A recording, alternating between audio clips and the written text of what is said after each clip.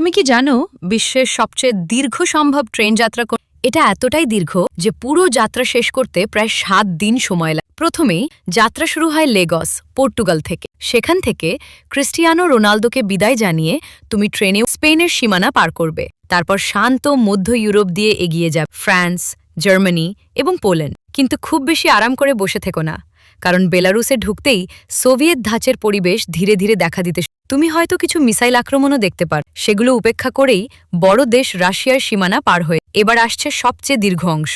তুমি মস্কো দিয়ে এগিয়ে যাবে এবং পূর্ব দিকে প্রায় ৬,০০০ কিলোমিটার পথ অতিক্রম, বিশাল বনভূমি আর বরফাচ্ছন্ন অঞ্চল পেরিয়ে। এরপর দক্ষিণ দিকে এগোতে থাকলে তুমি মঙ্গোলিয়াতে প্রবেশ করবে, যেখানে গেঙ্গিস খান নিজেই যেন তোমাকে স্বাগত জানাবে।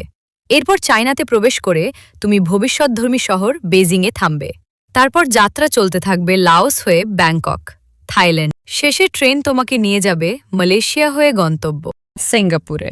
মোট কথা, তুমি ১৮,০০০ কিলোমিটারেরও বেশি পথ অতিক্রম করবে এবং ১৩টি ভিন্ন দেশ ভ্রমণ করবে।